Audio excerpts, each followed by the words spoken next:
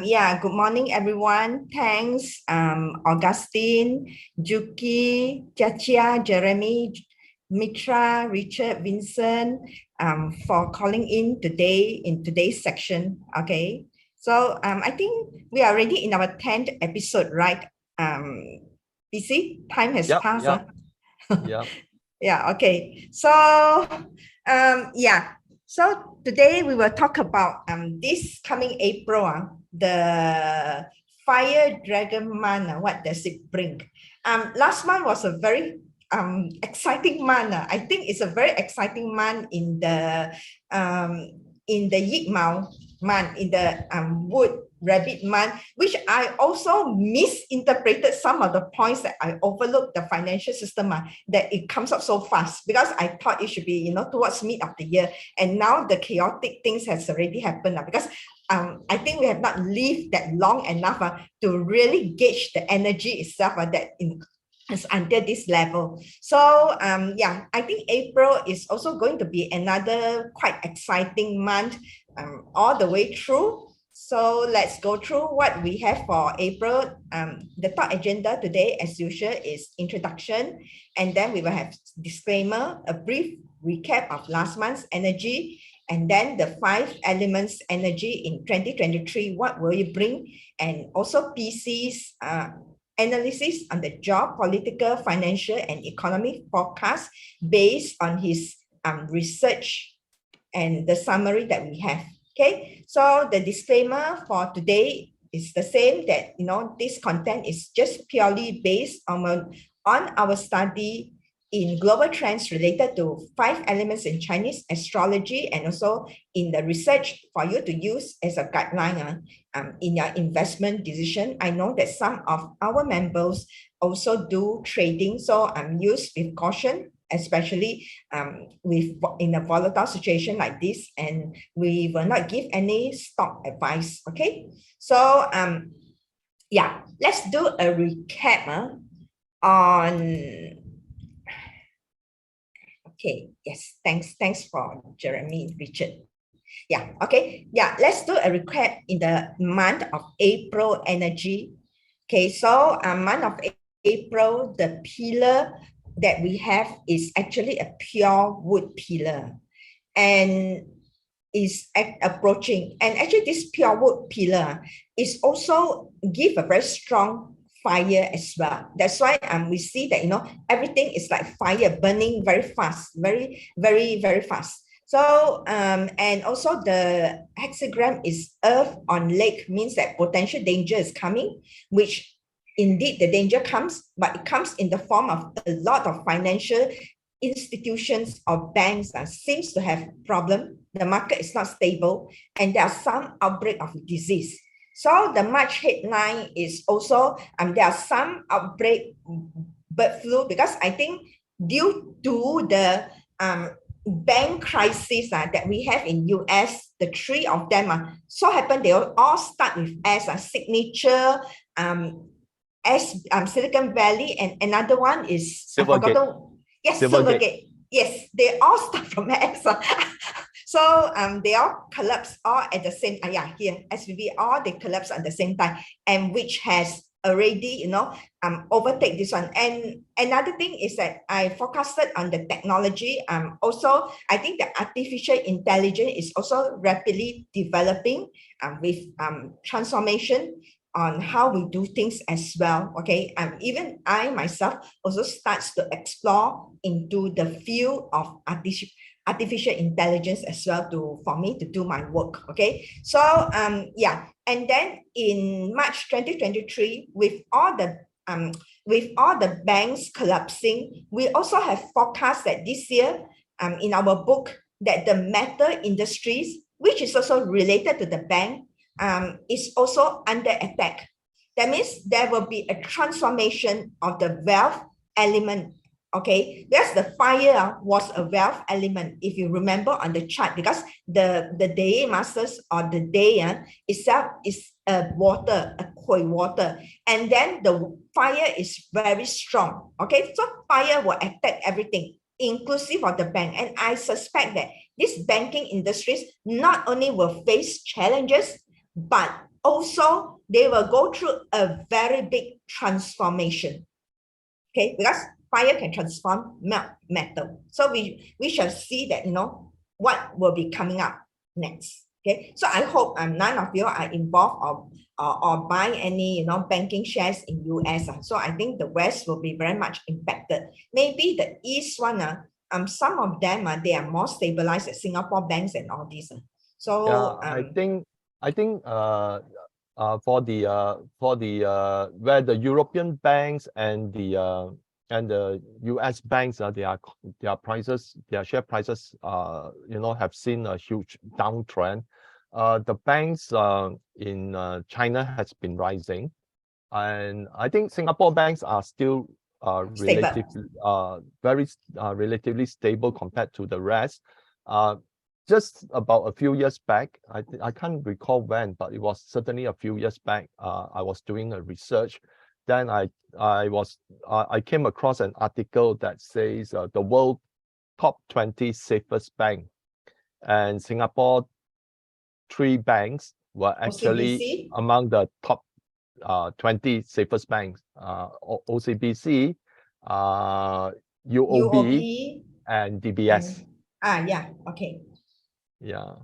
So yes, that's right. There's somehow other those banks, I suspect those banks, they also know what is going on, right? Maybe they have, you know, they have some kind of astrology or something, and they apply the principles, and that's why they're so stable. Even Singapore itself, I'm going to come up with a video. I think somebody asked me to come up with a video on future of Singapore. In fact, I come up with three series now, because it's very interesting to study Singapore. Okay, that will be in my future.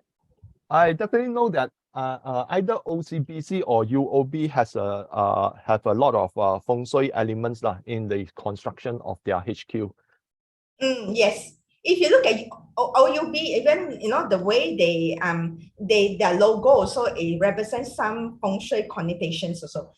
Okay, so another thing is on this on the banking industries also, I have also done a video on Silicon Valley Bank, which I posted to the member to go and check out that video. If you're not done so, please do and check out that video on the energy itself, how it pull in with all the yi wood that March 10 happens to be a very strong yi wood, very strong yi wood day because all the branches are yi wood, plus the hour itself. I put it in the 4 branches, because we have 4 pillars. The year is rabbit, which is wood, and then the month, this last month March was also rabbit, and the day March 10 is also a rabbit day. And also if I couple with the wood, the whole chart seems to be very strong in wood, and this type of wood will normally pull in the you know, it's like a magnetic field, and they will pull in an energy which combine with them, which is metal. Okay, this one is more advanced. Normally we learn this when we are doing health analysis, but I didn't realize that the global trends also, they is also applicable in that sense. Now I learned. Okay, so that's why that is where, you know, the bank, you know, start to have some collapse, some incidents and couple with their own birth chart as well. Okay.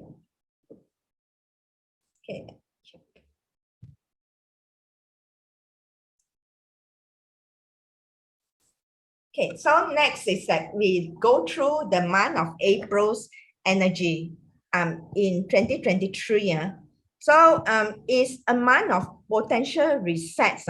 The fire is quite strong. You can see the fire is here. And if you remember the chart also for this year, we have fire also very strong. Okay, so I shift this pillar into it. So the whole thing, when the fire is strong, it will attack metal. So what metal normally, so now the financial and banking industries will receive attention. That means they are susceptible to attack. And it looks like the fire is quite hostile. That means it will transform the banking industry in a very hostile way as well. Okay, so and also the gold, will also gain some momentum due to the pull-in energy.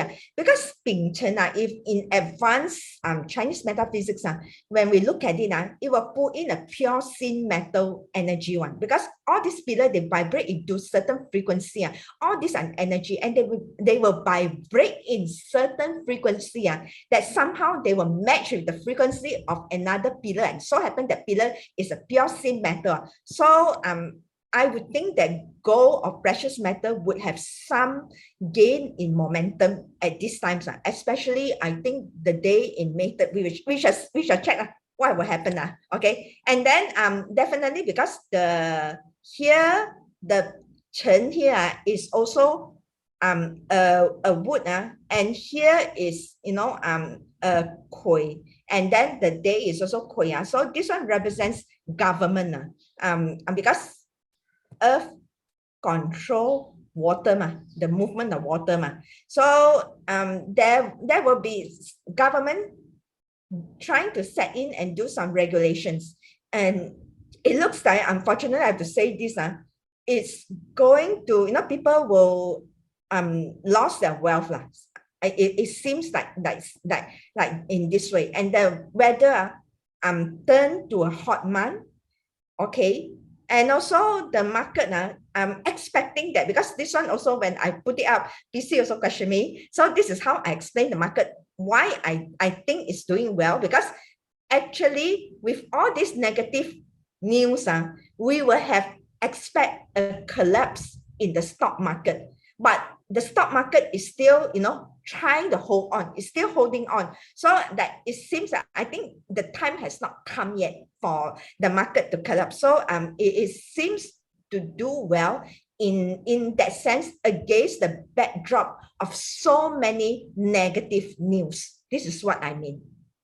Yeah, I think yeah, I did actually question Evelyn on whether there is any contradictory, but after Evelyn explained it to me, I think I also understand what it means, in a sense that why people's wealth could be badly affected. If we look at potential shutting down of a bank, okay, some of the people like Signature, like this Silicon Valley bank, okay, it suddenly shut down. Okay, so some people have not have their money fully protected, because the FDIC only protects up to 250,000. So those millions were not protected. But I think eventually the FDIC make an exemption, because there were too many venture capitalist funds being locked in with Silicon Valley. So I think they want to save the venture capitalists, okay, all the venture funds. So that's why they allow. But if you look at Swiss bank, the Credit Suisse, when they collapsed, their A1 bonds, were actually written down to zero. So those people who actually in a lot of banking, if we look at step by step accessible to so-called protection, when the banks feel who get access to the funds first, the A1 bonds actually have a higher rating than the shareholders, but then they decided to bail out the shareholders, and the bondholders get nothing. So that's why, in that sense, those people holding, the A1 bonds suddenly saw their wealth disappear, and that is about 16 billion. So this is how things can change, that certain parties can see their wealth disappear, but there will be circumstances which arise. For example, people are projecting right now that the Fed will be forced to cut interest rate, and therefore the stock market rises. So this is how concurrently, two things, bad and good, can happen. Yeah. Yeah, okay. So the thing is that April month, I wouldn't say it's balanced, because the fire also comes up, and then it will weaken all the elements like water, like the water and also it will burn all the wood as well. So it's also not a very balanced one, because the year itself, the chart is already not balanced. Okay. Okay, so the month, okay, April hexagram. Let's go through the month April hexagram itself. So there are two mouth.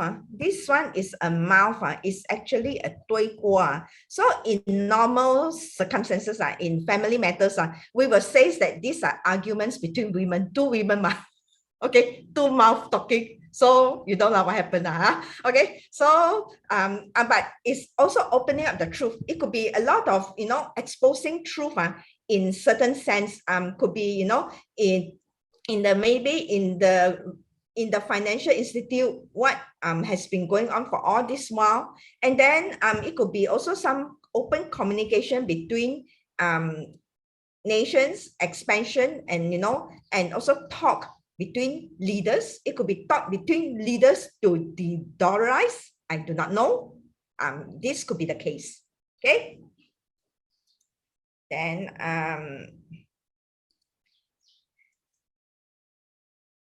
no, it does not work this way. The Chen will not produce the matter to help the banking industries. Definitely not, because this year also is already very negative for the banking industries itself. Okay, so I think this is about it for this month's energy. Okay, so I think can I share over my to screen you. now? Yeah, okay, Okay. sure. I will stop sharing PC.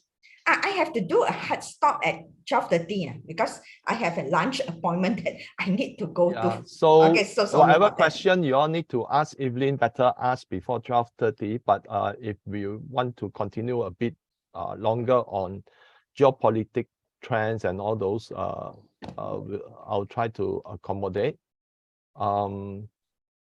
Okay, so you will need to enable editing, and then after that, I think yes, okay. Okay, so well, I think we got most of March correct. In a sense that we expected tight credit condition to affect startup companies, but then on the contrary, instead of startup companies facing credit risk, we saw a structural failure in Silicon Valley Bank. So it's not too far off, but the thing is, we were anticipating the startup companies being squeezed of credit, but we never anticipated the Silicon Bank to collapse. So another thing is that despite low affordability, home sales saw a rebound. Okay, as a combination of lower price and mortgage rate, which has tumbled from its peak, help improve sentiment. So what we got right now, last month we say that retail sales will continue to weaken because of tightening credit on credit cards and all those. And yes, it fell 0.4% in February after rising 3.2% in January. So in the housing estate or in the home builders, National Home Builders Index, we still see a contraction, which is actually a slowdown, still continuing, but there is some recovery in home sales as the 30-year mortgage rate tumbles. So we forecast that CRE, commercial real estate, could see signs of trouble, and this is now being unraveled in real time. Now, this is one sector that you really need to pay attention because it can cause a broader escalation into the banking crisis. I will explain more later. So protests in Europe continue to mount, with France experiencing the worst civil unrest among its European peers. In fact, a lot of there's a lot of photos that show Paris is actually burning.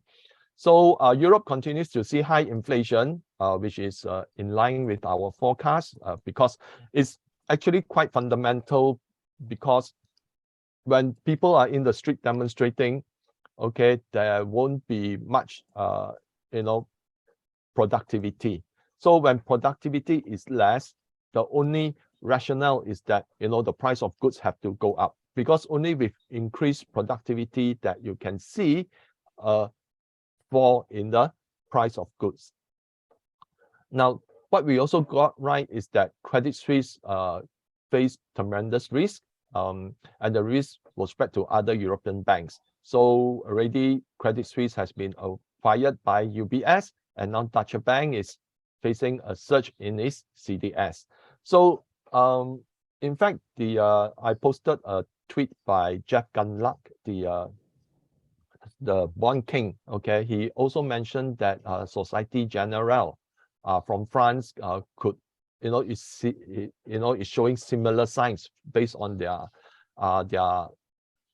chart performance. Okay, similar like Credit Suisse. So again, a number of European banks are in the radar because they are too heavily leveraged. Okay, and they own too many bonds that have their value going sour. So ECB actually could be facing negative equity, yeah, because they bought back so many bonds, and right now, they bought the bonds when they are negative interest rate, but right now the bonds are already up, about 3% or so. So there's a tremendous shift in terms of value of the bonds.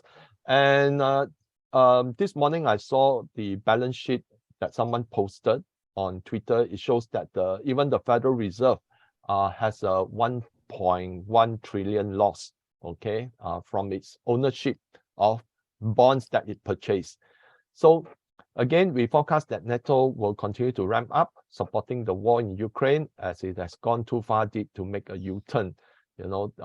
When this will be ongoing, but right now, things have reached a critical stage whereby they are facing supplies concern of whether they can continue to arm Ukraine through the supply of ammunition, because even their own stock levels are turning very low. So again, we say that there's going to be more news on the dollarization. And what happened was that recently Russia announced that it will trade with Asia, Africa, and Latin America in renminbi, signaling a tectonic shift in international trade. So for those of you who have listened since episode 1, we have long forecast the rise of a multipolar world and will trade outside of the US dollar. But recent events suggest that now is gathering at a much faster pace. So let's look at some of okay, the you see, one more thing is that when you say it's about the demonstration in Paris, this also correlates with that, where people will also lost their wealth because of inflation, and the inflation that is ongoing is not going to get better, it's going to get worse also. So yeah. And a lot of people also are not working because they are busy demonstrating. Yeah, and okay. also great layoff is happening now. Yeah. Facebook just announced was it Facebook? Yeah, I think Facebook announced another 7,000 people to be laid off. So let's look at some recap of US data. CPI increased 0.4% month on month, while PPI dropped 0.1% month on month. So it shows that inflation is abating. And because of this, I think the US, especially the Biden admin, hasn't much going for it, except that continue to show proof that inflation is falling down. So that is why, even though their strategic petroleum reserve, the price is falling down. I mean, the inventories are falling down, but they still do not want to start refilling it, even though the price of oil has also fallen, because they worry that once they start refilling, there's a lot of demand for oil, okay, and therefore it will cause inflation to jack up. And they actually announced that perhaps next year they will look at refilling the strategic petroleum reserve, which I think if you deplete your stocks further, and if, let's say, global events unravel such that like war in Europe, the risk of war in Europe expanding is higher, or the risk of conflict elsewhere is higher in Middle East or in the Taiwan Straits, then you would not have a buffer of the SPR to at least lighten the pressure on the economy, because they already depleted it. So the other thing is the preliminary PMI for manufacturing and services in March are at 49.3 and 53.8 respectively, stronger than expected. So 49.3 is slightly below the expansion, which is 50. So manufacturing still see some small contraction. Of course, as I mentioned earlier, retail sales fell 0.4% month-on-month in February after gaining 3.2% month-on-month in January. So durable goods order fell 1.0% month-on-month in February. Housing rebounded in February, existing home sales rose 14.5%. New home sales rose 1.1%. So this seems to be changing costs, okay? And housing starts rose 9.1% month-on-month, and building permits rose 13.8%. So this in particular has a lot to do with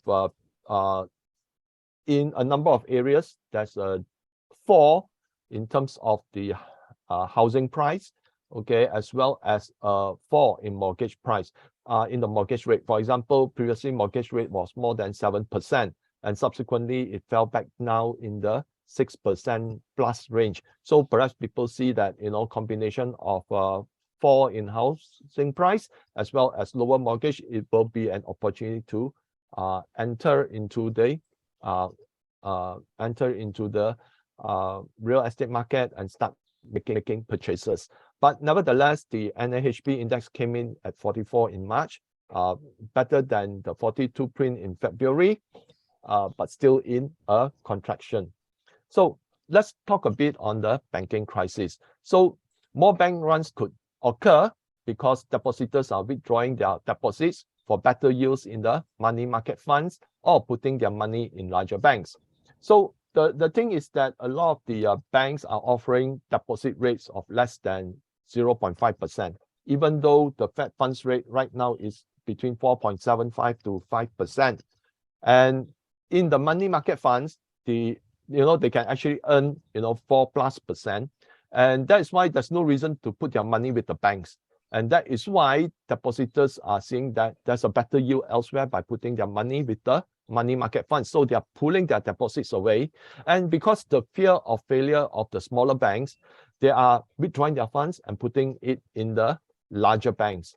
So small and mid-sized banks face severe liquidity crisis unless the Fed and Treasury Department move to insure all deposits. So this crisis have revealed Janet Yellen as a very weak person to handle the Treasury Department, because after the SVB failed, she said that the Treasury and FDIC would backstop all deposits. But then on the next day, she said that they will only backstop all deposits for SVB Bank, okay? Because it affects all the venture capitalists there. And subsequently say that all other banks, will still abide by the $250,000 maximum. But the whole thing is that the amount of funds in the FDIC versus the amount of funds that the FDIC have to insure, even though at $250,000 max, is a paltry, I think, less than 3%. So that's why this is going to be a crisis if more banks are facing severe liquidity events in their banks. So currently, 186 small and mid-sized banks are at risk if the bank runs continue. Okay, so what the US banks are facing is not just a liquidity crisis. It is also a crisis of confidence, because the more people withdraw, the less confidence people will have in the banks. And that is why the Fed, the Treasury Department, as well as the FDIC need to create that level of confidence to stop all this. But they cannot do so without backstopping all the banks. And to backstop all the banks means a lot of QE. So you can see that, the borrowing amount for small and domestically chartered commercial banks. You can see how high it has shot up, okay, versus the time this was during the global financial crisis. So despite the stock market trying to stay on a positive note, but the underlying fundamentals of the credibility of the banks, their liquidity, and the confidence of the public on the banks is being severely damaged. Because if you see that they are so desperate to borrow money, okay, then that is already a sign of crisis. So that is why the Fed and Treasury Department needs to address this with real action rather than just narratives. So they can talk, US bank is resilient, US bank is strong, all those, but behind the scene, these are all signs of panic. So, and Yellen have been flip-flopping everywhere, and right now she says they are considering at widening the extending the amount, but nothing concrete yet. It's all narrative, trying to help prevent the banking crisis from imploding, but they cannot do it with narrative. They need to take immediate action. So how it could morph into something bigger. Now, Raoul Pal, the founder and CEO of Global Macro Investor, has something very interesting to say. Now, according to him, commercial real estate is a big ongoing problem for the non-SIB banks. Now, SIB means systematically important banks. Yeah. So 50% of the people haven't gone back to office, and expiring leases will just not be renewed, leaving a long tail of non-performing loans on the books of regional banks. There are 2 trillion of loans to the CRE sector in the smaller banks, according to the IMF.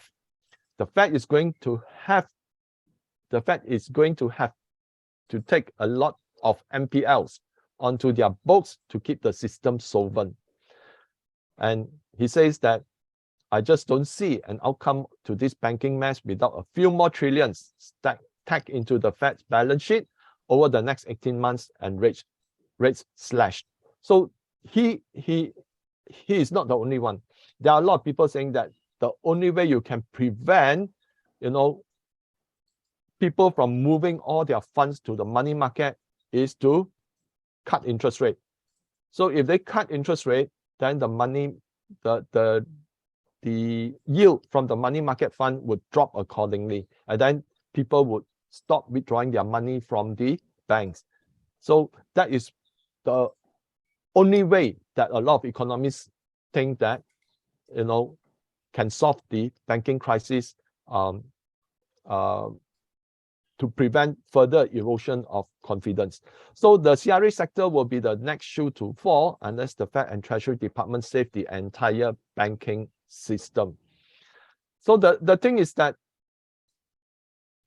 the US banking system is not facing a localized threat as well, but also the simultaneous threat from a European banking crisis sparked by Credit Suisse. Okay, so it is not just localized. Like a lot of people initially, when SVB bank fails, a lot of people were saying, it's going to be localized, but not so. Because once a bank fails, there's always the ripple of confidence that will spread across whether the system can hold or not. And when people are in doubt, they go for the easiest way out, that is to withdraw funds. So this is per Cointelegraph's summary regarding the CRE market. Now, small banks hold approximately 2.3 trillion in CRE debt. 250 billion in commercial mortgages held by banks will expire this year, the highest figure on record. So can you imagine 270 billion? Banks holding most of these loans have assets under 250 billion. So the small and medium-sized market have a huge share, okay, of the commercial real estate market. And if let's say, the commercial real estate goes into trouble, it becomes a heavy load on their NPLs. And then these banks can actually face another crisis. So if we look at it, Okay, this is the mortgage-backed securities chart. You can see from a peak here in March 2022, in 1 year, a peak of above 90, it has dropped almost 20 points. So if the crisis persists, and especially when a lot of the loans are due this year and they are unable to repay, then the confidence will cause it to drop even further down. So then the risk is also spreading to the insurance sector. And this is a tweet from Daniel DiMartino Booth. So the cost to protect that of Lincoln National, MetLife, and Prudential Financial from default jumped Friday as concerns about financial sector stability weigh on insurance firms. So you can see how things happen gradually and then simultaneously. So right now we are seeing the risk spreading to the commercial real estate market, and some risk is also spreading to the insurance market. So if all these are left unchecked, then the consequences could be huge. Now, one thing why Janet Yellen hands are also tied is because the US is facing a debt limit. Okay, so and the US Treasury and Fed cannot collectively work to plumb the entire system or plug the entire system without approval from Congress. Okay, some of the like they cannot say we are going to print 5 trillion, okay, to backstop all the banks, all the financial institutions. Okay, they can't do that because even the Treasury do not have that kind of funds due to the debt ceiling. So there's a lot of talk, okay, that hey, this is QT, and some people say this is not QT. I think whether it's QE, whether it is QE or not QE, okay, is immaterial. All you need to do is just look at the Fed's total assets on their balance sheet. So total assets have risen 392 billion in just 2 weeks' time. Okay, and the Fed has already unwound it's 68% of its QT. So it doesn't matter. Okay, no need to argue whether it's QE or not, but always look at what the Fed does, not what it says. Okay, if let's say it is the banking system, it has strength, it's strong, there's resilience, then just look at the balance sheet. If let's say it is strong and resilient, why is there so much money right now being used to, increase its balance sheet, giving support to the to the bonds? Okay, so always question what the Fed does. Do not listen to their narrative. But the stock market is in a place where they like to listen to narrative. Okay, so they always look for excuse to create a buying opportunity. So they listen. But when fundamentally there are certain stress, they choose to ignore. Okay, so for example, like Nvidia, the stock actually from $120 went up to 200 plus. Right now, analysts are putting the price target above 300. But then Nvidia inventories actually increased 100% year on year. So why were they so optimistic? Well, just before the US government implemented sanctions against US companies from supplying their chips to China, Nvidia actually sold a whole lot of chips to China before the ban in Q4. So Q4, their performance was, they actually beat the expectations, and certainly everyone is very bullish. But right now, another analyst has shown that Nvidia's inventories have actually increased 100% compared to last year. So, which means that it cannot sell its products to China anymore. So when you have so much inventory, what's the next thing to do? Which is to cut price, okay, to force sell your inventories, because you do not want to hold inventories, you want to hold cash. So that is why, the market does not look at what is happening inside. They look at what has happened, okay, and then they react to history, okay, but they often choose to ignore the present, okay, because financial performance are all historical. So that is why there is some so-called lagging period, yeah, between coming to reality, okay, and identifying what are the existing problems versus what has transpired in the past. So that is what sometimes how the market react. They don't look at the present underlying issues, but they base on the strength of financials of the past. So now, this is to show you that there's going to be a lot of things that are going to happen. Okay, so for example, if small and mid-sized banks continue to fail one after the other, we could see massive sell-off in the stock market. So right now in the crosshair is actually First Republic Bank and Charles Schwab. These are the two small and mid-sized banks that is or regional banks that is in focus right now. So if the risk spread to the broader sectors, it could lead to many underfunded pension funds to collapse. Now, this is also another reason why people can lose their wealth, because a lot of people invested in their retirement funds, or there's also pension funds that invest in the stock market. So if the stock market continues to collapse, these people will lose a lot of their money. Okay, so the Fed and Treasury Department could backstop the banking system with massive QE, and that could provide a relief for the stock market. So that is why it can happen concurrently as well, that if the stock market performs badly, a lot of people would lose their pension funds, okay, their 401k. But in realizing that, then the Fed will actually, and Treasury would pursue, okay, with Congress that we need to save the system, and therefore, or they have other, they will actually push for the for more funds, okay, and then that means that more QE, and that is when the market can respond positively. So, but in terms of real value, okay, I think the stock market will continue to underperform gold, and this is to show how this ratio actually shows you that during the height of inflation, during the 1970s, where gold reached its highest on record, I think was around $825 or $850 per ounce, the S&P to gold ratio was 0.17, okay, in January 1980.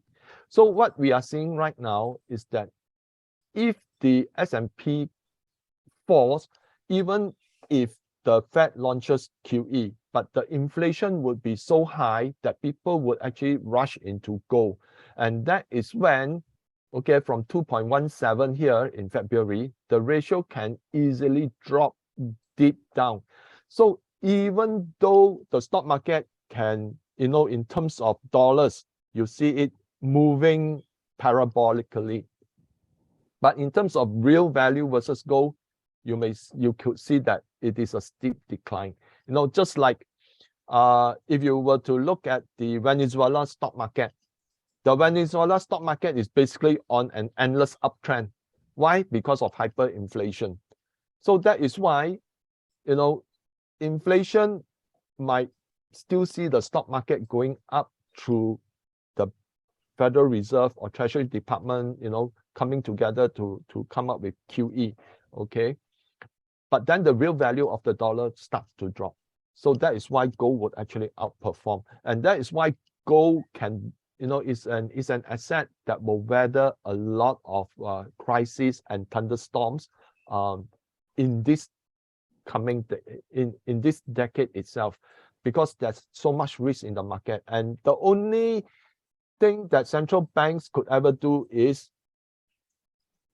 to have more funds, okay, cut interest rate, have more liquidity in the market to allow consumption to go up, and credit to expand, so that there's going to be GDP growth.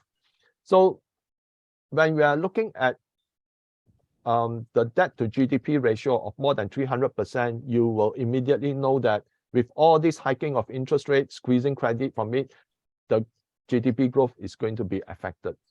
So this is something that that you need to be aware of. So what could happen in April? Here's what I think. Gold and silver will rise in price due to a weaker US dollar, widespread risk in the financial system, and due to geopolitics. So loose monetary policy that is needed to save the financial system.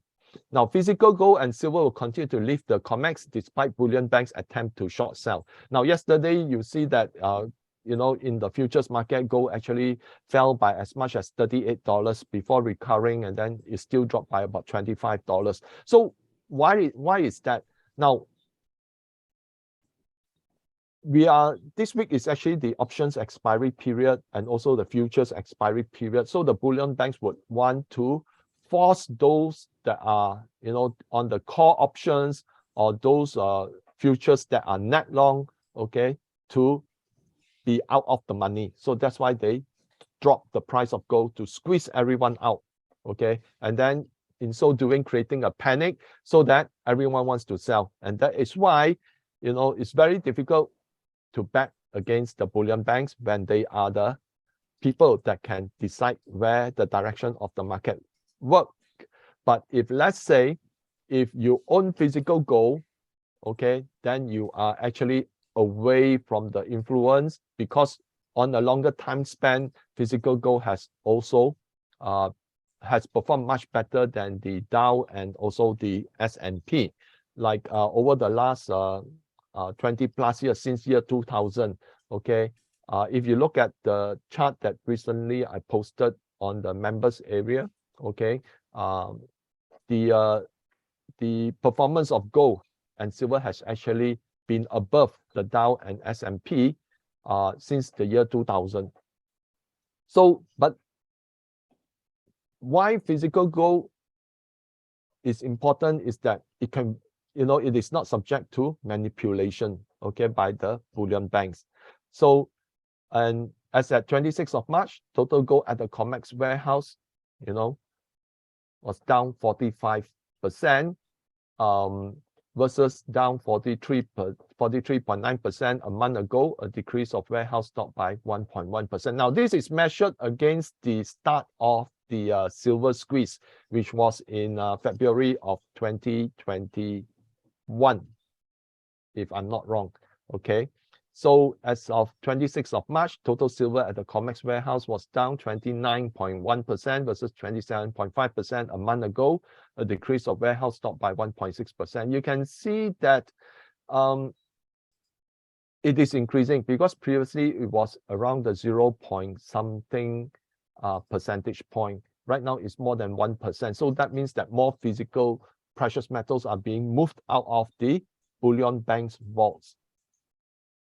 So in terms of Europe, CPI was 8.5% year-on-year in February, down from 8.6% in January.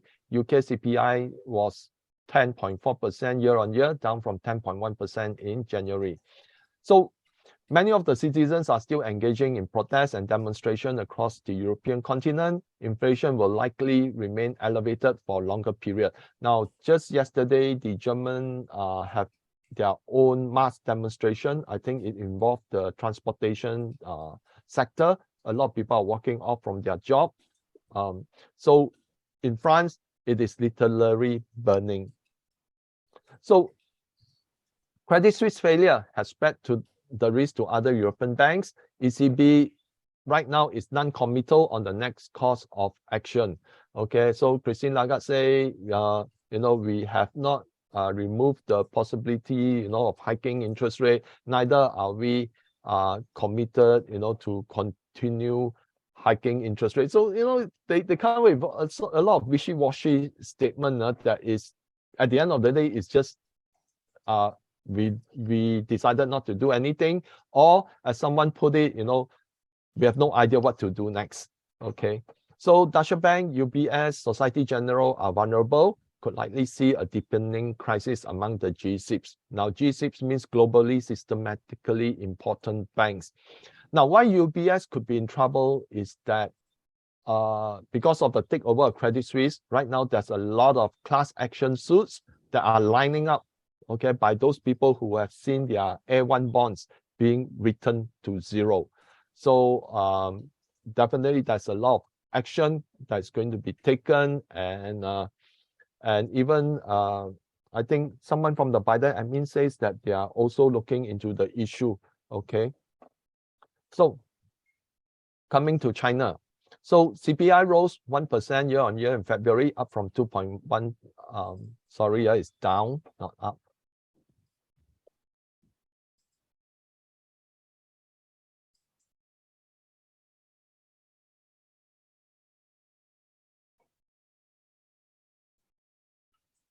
Sorry.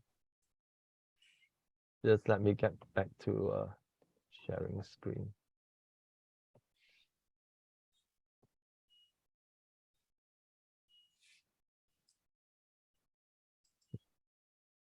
Just need to edit this.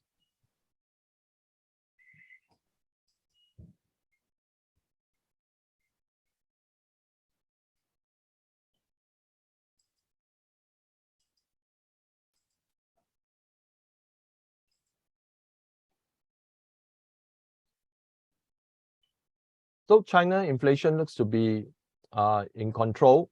Okay, PPI slid 0.8% year on February, unchanged from negative 0.8% in January. So February was negative 0.8%. So that means instead of inflation, that's actually a fall, okay, a deflation in the price. So China's export of goods rose 0.9% year on year during the first 2 months of the year to 3.5 trillion, which is a new record high. So China achieved a straight surplus of 21 billion in February. So China retail sales rebounded in the first 2 months of 2023, rising 3.5% year on year to 7.7 trillion, reversing decline seen in the previous 3 months. So China right now is finally moving away from its depressed market, okay, that was due to the continuation of lockdown, strict zero COVID policy and such. So China's industrial output, an important economic indicator, went up 2.4% year on year in the first 2 months of 2023. Now, normally January and February is a very important months in where you need to not just look at January or just specifically February, because normally the Chinese New Year falls on either January or February. So in which case it can affect the overall economic data. So that's why not after the Chinese New Year, China will always combine the two and look at it on a 2 months basis. Yeah.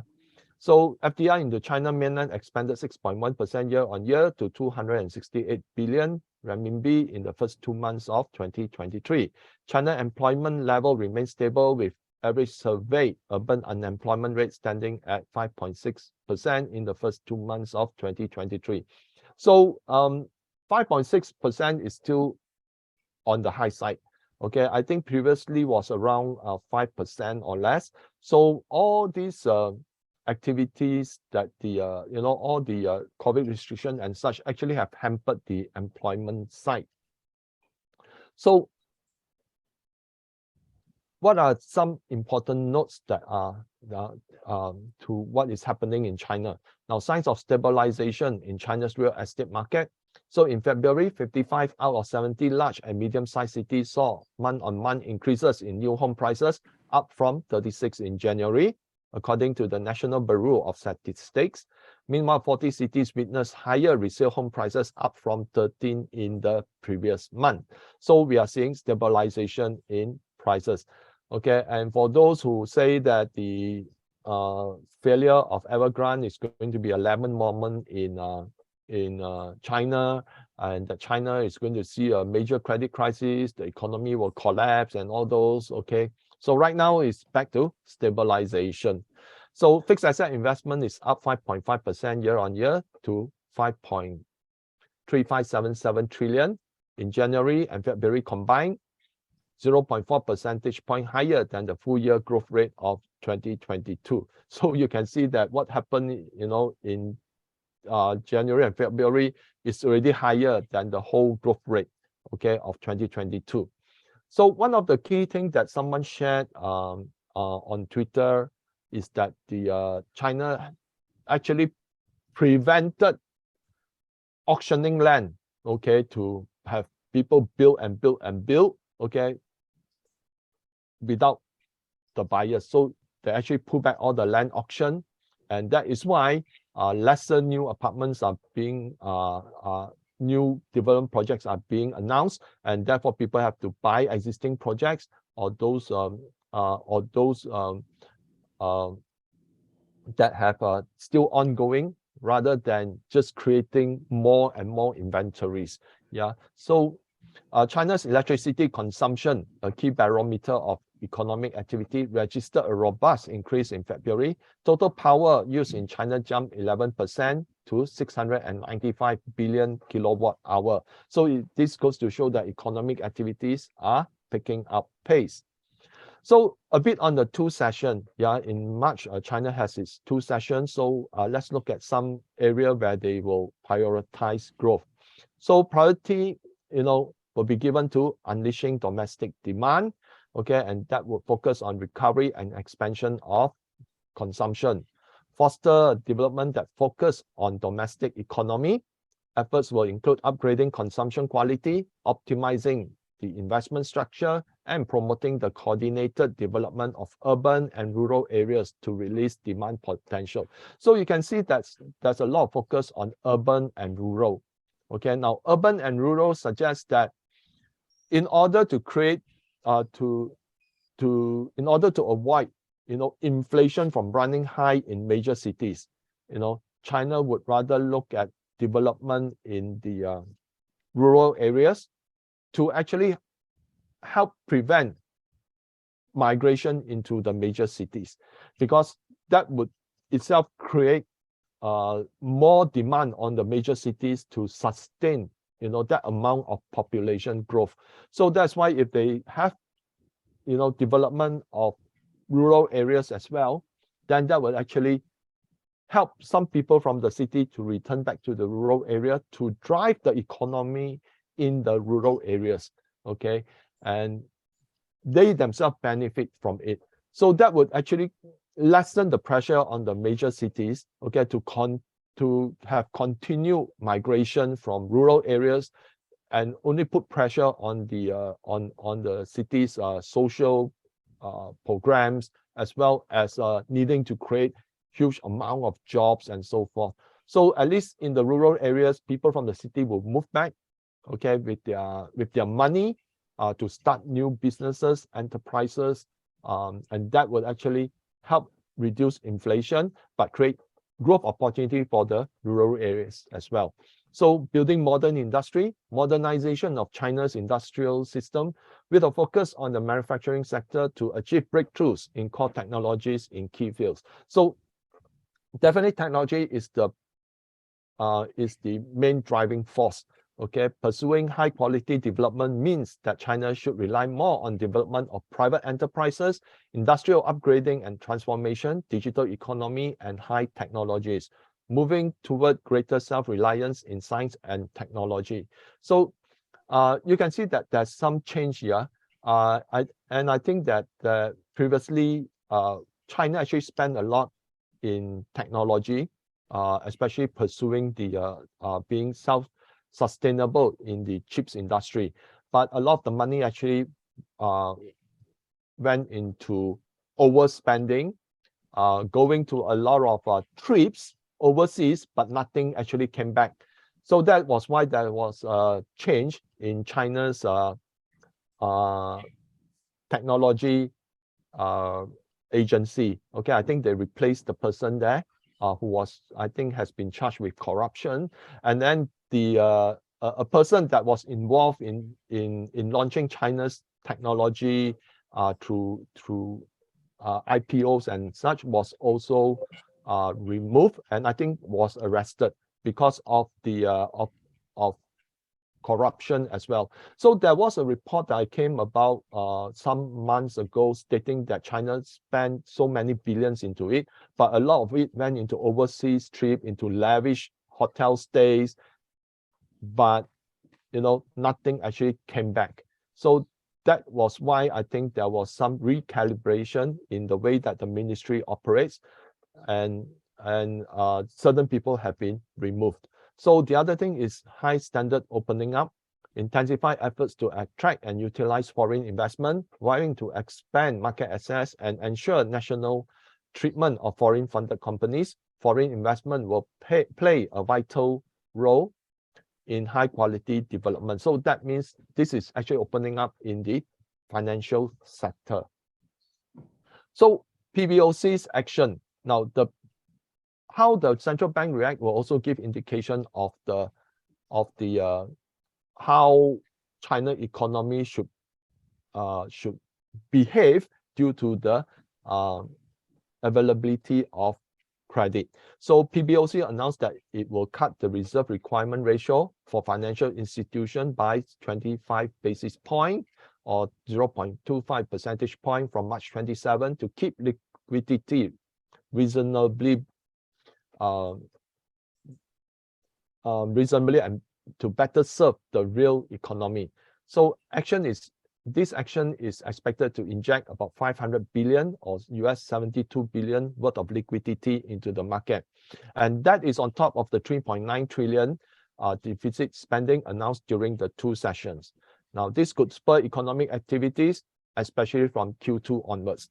Now, if recently I read a report that China is going to expand the air travel, passenger and cargo by about 1,000 over flights. Okay, and that goes to show that economic activity will continue to pick up because that expansion of flights will actually occur during the summer months to autumn months. Yeah, so China reduced its U.S. Treasury holdings in January to 859 billion from 867 billion a month ago. So the dollarization, I believe will speed up.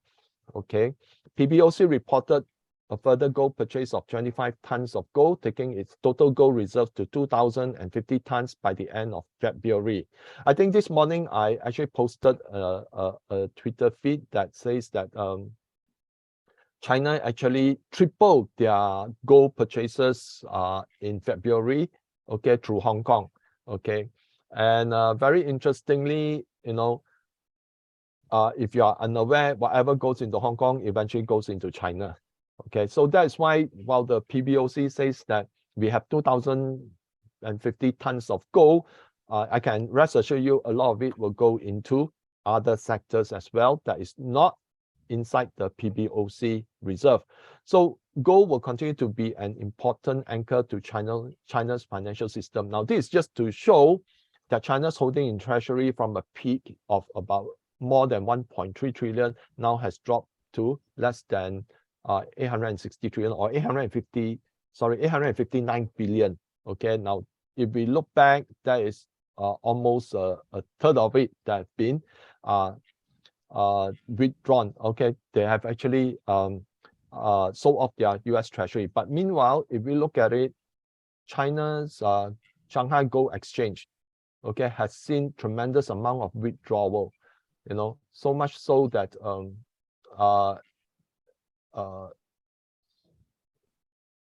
that is all this gold is right now in China that are not being put in the reserve but elsewhere. Okay, so actually this chart is a bit, I need to change it. Sorry, use the wrong chart because this one was 2014, but the most recent chart that I see is actually 23 tons. Okay, this one 2014 was 7,000 plus tons, but 2023 to date is actually more than 23 tons. So I'll just put in the chart later. So global geopolitics. The biggest political event of this century is announced by Russia to conduct trade with Asia, Africa, and Latin America in the RMB.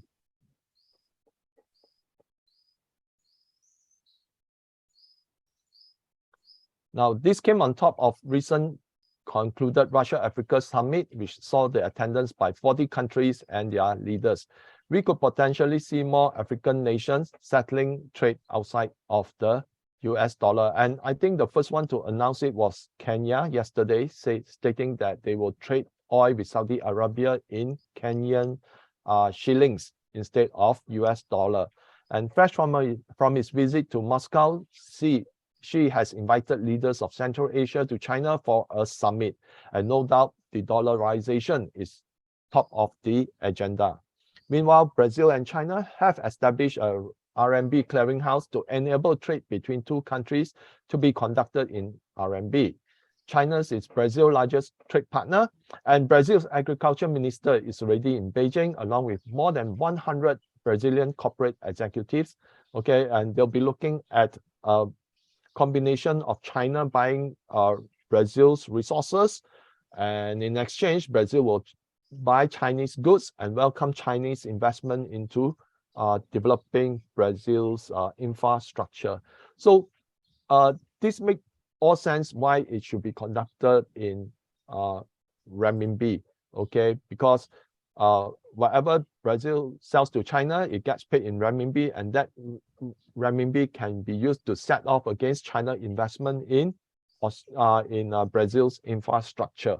So that is how that agreement is being managed, okay, in with Saudi Arabia as well, because China has a lot of investment into Saudi Arabia's development. Okay, so rather than just there's a fixed rate, there's a fixed currency which they can use to offset the trade. So UK is in talks with India to establish a trade using the RMB. Okay. Sorry, using the rupee.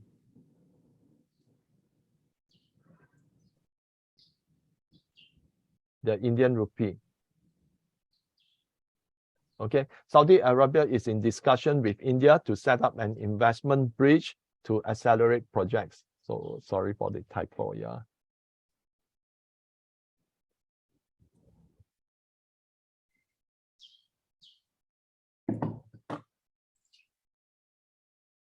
So India and Saudi Arabia also have a number of projects on hand, so they will talk to each other, okay, to set up an investment bridge. Likelihood will be in the Indian rupee as well, because Saudi Arabia has already announced that they are open to trade with all other countries using different currencies. And Indonesia is formulating a plan to move away from Visa and MasterCard. And definitely, we are seeing an economic and financial reset involving the BRICS, SCO, EA, EU, ASEAN, and the Global South, which is Africa and Latin America. So these things are now moving quite fast. Ultimately, I think it will be focused on a BRICS reserve currency that will be go back. Okay, they have not strayed away from this agenda, but I think right now they see an opportunity to actually close their exposure to the US dollar because of the high interest rates that have pushed the US dollar high, and that create a lot of pressure to a lot of emerging market economies. So that's why they prefer to trade in the local currencies or the renminbi or Indian rupee, so that it helped to prevent higher inflation, okay, within the respective countries. So we will see a reestablishing of ties, and what happened was that there was a re-establishing of diplomatic ties between Saudi Arabia and Iran in a deal brokered by China, and this has pushed China into the limelight. Now, Russia is also in the midst of brokering a deal between Turkey and Syria. If successful, Russia and China could exert a wide influence in the affairs of the Middle East, because if we look at it, you know, all this is actually centered around the Middle East, and what is the biggest commodity that comes out of the Middle East is actually oil and gas. So that is how I believe that Russia and China aims to corner the oil market, while the European countries are very anti-oil and gas because they want to create the garden in Europe, going for EVs, electrification of infrastructure. China and Russia acknowledge that demand for oil and gas will continue, and it will continue because how can the developing countries or emerging economies suddenly jump into a fully electrified infrastructure if, let's say, they never go through a transition that allow them to have cheap access to fossil fuel?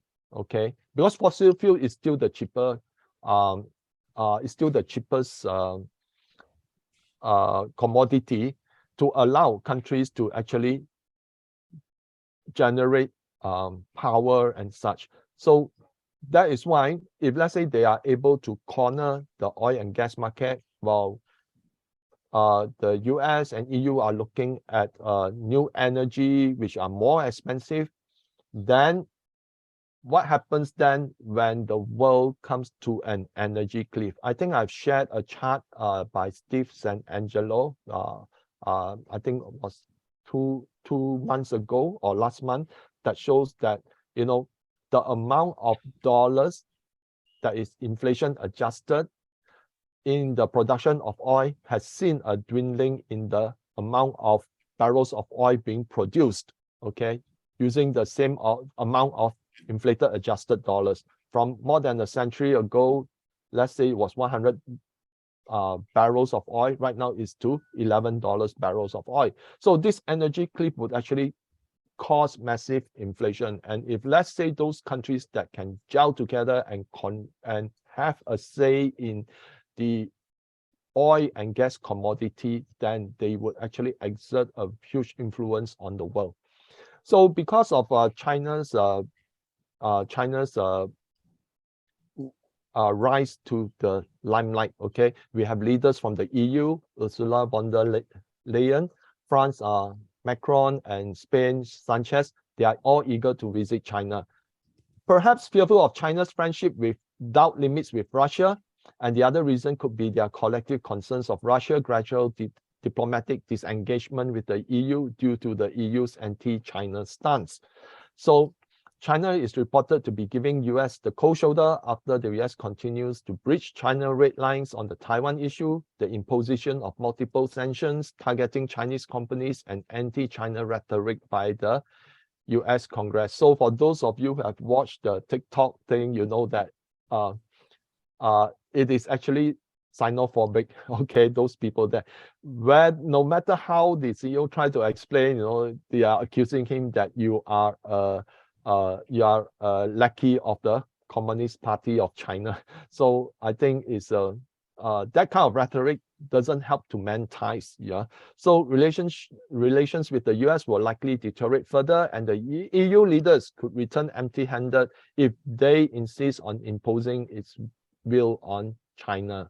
So we do not know the outcome yet, okay, but I think they are very surprised that China and Russia have announced a friendship without limits, and that include territorial integrity. Yeah. So on the Ukraine-Russia war side, I think we all know that NATO is now too deep to get out of the quagmire. Okay, UK to deliver depleted uranium shells to Ukraine, which Russia retaliated by stationing its nuclear warheads in Belarus. So US is reported to be sending F-15 and F-16 from the Middle East to the Indo-Pacific in preparation for a military conflict with China. So, over the last few weeks, we see, generals coming out that, we want to win a war with China. Okay, it is inevitable we will have a war with China by 2021. So they are framing the narrative that there must be war. Okay, no one is saying that how we can mend ties with China, because the US is seeing its hegemony being threatened. Okay, and inevitably, it is only by defeating a second rising power that they hope to maintain their hegemony. So very disturbing, but that's how the US have behaved through the many decades. So China will fend off these provocations without starting a war, because I believe that China thinks that its time is on its side. Okay, I think if there's any war with China by the US, it will be either instigated through a false flag, okay, or through the US firing the first shot. Okay, so in terms of cryptocurrency, there is some developments lately, and the SEC is waging a war against cryptocurrencies, warning that they pose a high risk to investors. Okay, it is also putting pressure on Coinbase. No time to change the slide, but just this morning, the SEC announced that it is opening an investigation for fraudulent practices by Binance. So more regulations could come. Ultimately, many exchanges could be forced to relocate elsewhere. Silvergate, Silicon Valley Bank, and Signature Bank were actively involved in the cryptocurrencies. So some people are saying that, was it done intentionally, okay, to have a concerted effort to rid the US of cryptocurrency so that they can introduce the CBDC? Is still right now unsure, but the signs are pointing towards that, they are putting a lot of pressure on cryptocurrencies. So could also witness the emergence of Hong Kong as a hub for cryptocurrencies, as it is expediting regulations to create the right environment for investment. And Beijing, of course, have given its blessings, although China previously has been very vocal against cryptocurrencies, but I think that right now, with all the things that is happening in the US, perhaps they are seeing an opportunity, because that is how Hong Kong can also actually grow its financial sector. So back to you, Evelyn. Yeah, hello. Can Yeah, hear me? sure. Okay, good. Okay, so let me just reshare the screen again. Okay.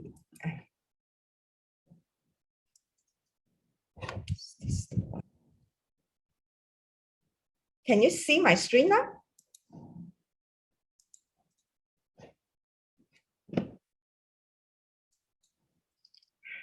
Yep. Yeah, can okay, good. So let me just sum up my part on the on this month's energy on April 2023. In summary, that the fire is strong, it's going to be chaotic again, and the banking industry will be under attack, and the sim metal or the precious metal will also gain attention, and government authority will try to regulate the chaotic situation. So there will be some opening of the truth, maybe some truth exposed on what has been going on, and there could be some discussion between the government, because of the two mouths that is talking to each other. Okay, so I think over to you, BC. Yeah. Let me check So any question. So as I mentioned, there'll be more stress in the financial system. So Fed and Treasury Department will likely act aggressively to instill confidence. Gold and silver will rise in tandem with global economic and financial risks. Economic and financial reset driven by Russia's and China expanding to BRICS, SCO, EU, ASEAN, and Global South. De-dollarization will gain pace, and US and EU will be in a political dilemma because of the banking crisis, because of the de-dollarization, and also because of the demonstration, the anti-government movement in Europe. And I think right now Trump is very popular, riding very high in the US, and if they were to do something foolish to stop Trump, then I think there will be a lot of demonstration in the US as well. So I think that we will see more regulations against cryptocurrencies overall. And yeah, so let's go to some of the chats. You want to go through some of the chat, right? Yeah. Maybe can I stop sharing, or? Yeah, you can continue to share. I It's can okay. continue No the need share. to. Okay. Yeah. Okay. Okay. So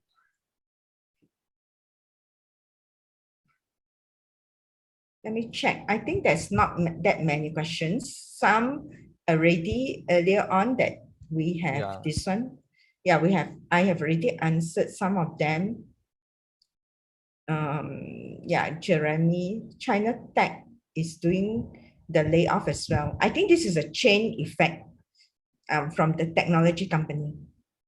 Yeah, I think the Chinese companies will be some of the sectors, the larger giants, they are not doing as well as but I think that we could see influx into a lot of the startups, because there's a lot of encouragement being given to the startups.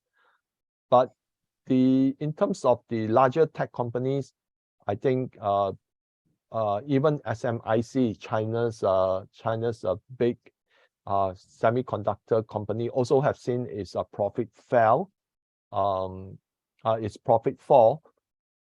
And also as people move towards the startups, it is inevitable that new titans could emerge, and those that are already in the giants could see pressure coming from the new startups as well. Because I think one thing in China is that the competition is such that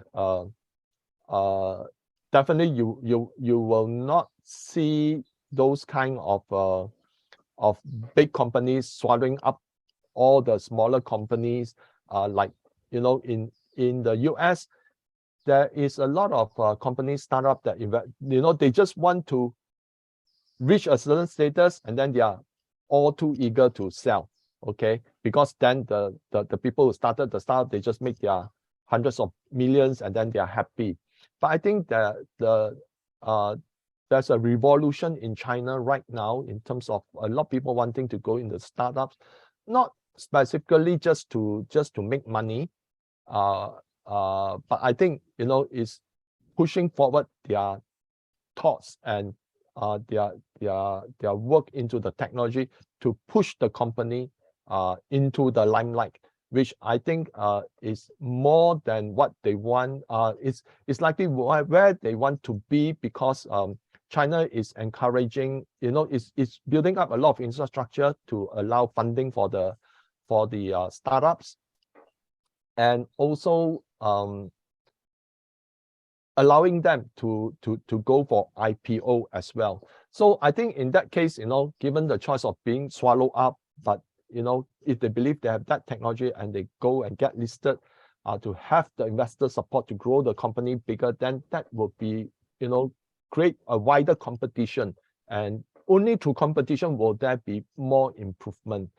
But I think in this kind of economy, it is inevitable that there will be layoff eventually, because China alone cannot handle the kind of you know, to be the single hand that is holding up the sky.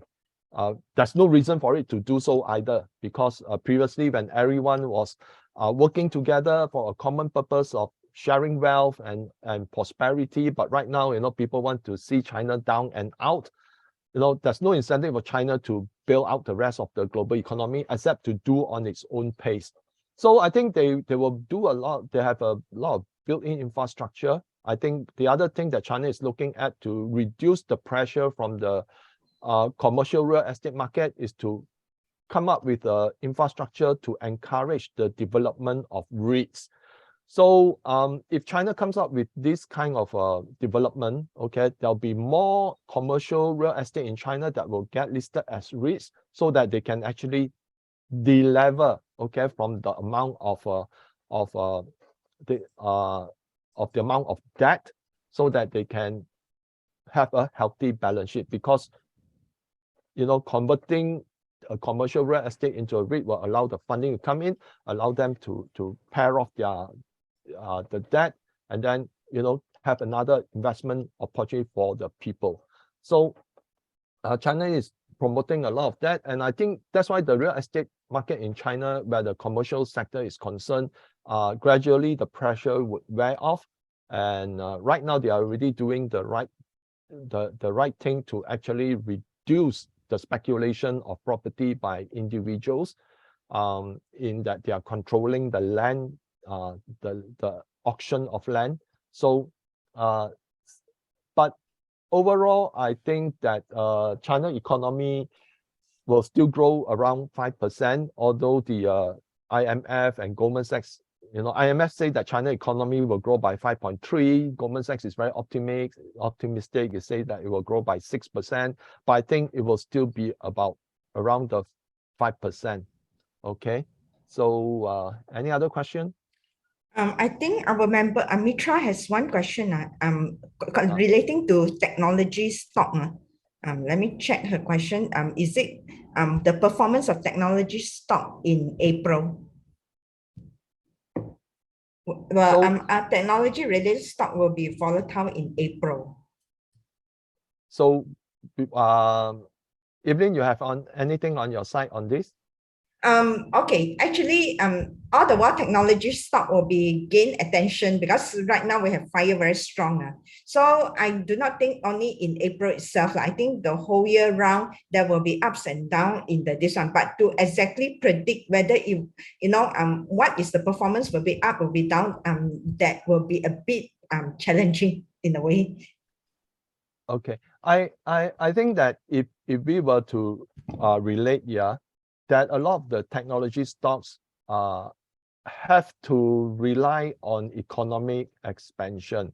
Now, for those in the semiconductor, I think sooner or later, even though their prices may be lofty right now, sooner or later they will get hit, because a lot of if you are talking about the US side, they would have lost the China market, which actually accounts to around 20 to 30% of their revenue. But if you have a longer term objective, then I think because China is encouraging modernization, science and technology, there'll be a lot of startups in China.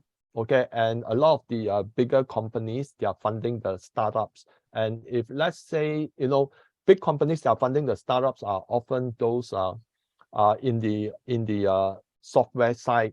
Okay, not so much on the semiconductor side, but you see companies like Tencent, Xiaomi, Kingsoft, all these companies, they are actually investing in the startups, whether in chip design or in coming up with AI technology and such. So I think if you have a longer term view, perhaps these companies in China may see better opportunity, because these companies will have to take over. Okay, right now China's dependency on foreign chips is around, last I checked, is around maybe 20-something%. China eventually wants to work towards 70%. So if China can be 70% self-sustainable in terms of technology, then I think a lot of all these companies could do well over the next few years. Okay, so but if the world faces a credit crisis, inevitably, even those in China will also fall. Okay, it doesn't matter whether they have invested or not, because all take its the world takes its trend after the Nasdaq. Okay, if the Nasdaq falls very hard, then I think all technology stocks will also be affected. So then, more than anything, you should look at how the events would unfold first before making a bet on any investment, because right now we are entering a banking crisis. Okay, so next question. Any data on where money is flowing? Okay. Any data on where money is flowing to other than precious metals? I believe some of the funds are actually definitely in emerging markets. Okay. But I think the resource sector will still the biggest play. Not just only precious metals. even though oil is down, okay, if we want to look at the Steve's and Angelo's studies here, probably oil will start to have the world will face an energy crisis because of the dwindling supplies of oil, okay, probably over the by 2030. So if let's say you have a very long-term view, then I think it is worthwhile to invest just when the oil stocks are getting hit, okay. And the commodity sector, of course, would cover, besides oil and gas, the minerals as well. The world would need twice the amount of copper by 2035 than what is currently mined, okay, in order to go into full electrification of the infrastructure. So copper is also another alternative, and then of course other battery minerals, okay.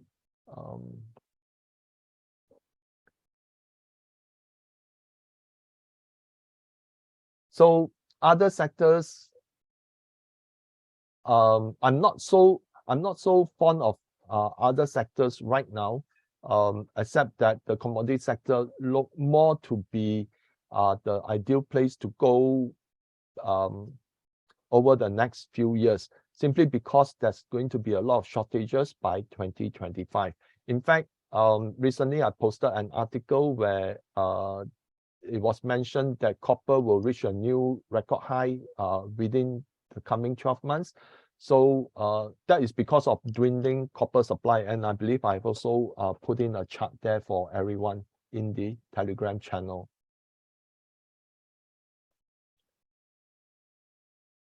So because of the because of the money flow into commodities, then I think, you know, emerging markets being more resource-based industries, then they will also stand to benefit.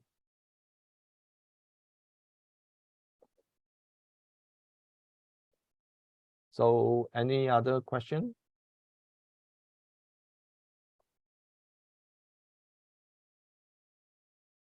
So if let's say there's no other question, we'll end the session. Okay, one new message. Okay, thank you everyone for attending, and thank you, Evelyn. So we'll have our session next month again, and hopefully we'll be able to provide more insight on the global trends. So thank you everyone, and have a very nice day. Bye bye.